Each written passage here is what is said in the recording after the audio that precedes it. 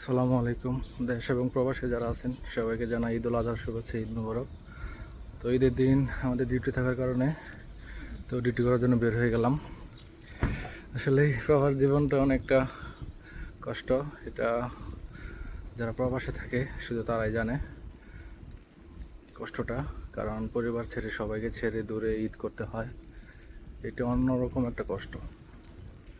আজকে এই দিনে যদি দেশে থাকতাম, ঘুম থেকে উঠে ফজরের নামাজ পড়ে গোসল করে আপনার ঈদের নামাজের জন্য চলে যেতাম।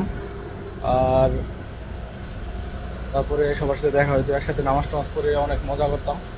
তো আসলে বিদেশ চলে আসছি, এখন আল্লাহ জানে কবে দেশে গিয়ে ঈদ করতে পারবো, সেটা একমাত্র আল্লাহ পাক জানে। এই তো কথা বলতে বলতে আমার কোম্পানি চলে আসছি। ওই যে আমার কোম্পানি, একটু পরে আমার কাজ শুরু হবে।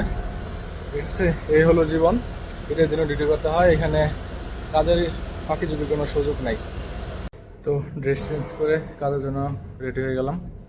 এখন নিচে নামবো, নিচে নেমে কাজ শুরু করবো।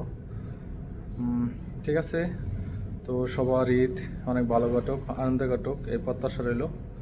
আর আমার জন্য দোয়া করবেন, আমি যেন নিরাপদ এবং সুস্থভাবে কাজ করতে পারি। আর সত্যি কথা বলতে প্রবাসীদের কষ্ট, প্রবাসীদের এই বিসর্জন, এটার মূল্যায়ন কেউই করে না। তো আসলে এইগুলো কোনো ব্যাপার না। যাই হোক, সবাই ভালো থাকুন, সুস্থ থাকুন, আমার জন্য দোয়া করবেন। আল্লাহ হাফেজ, বাই।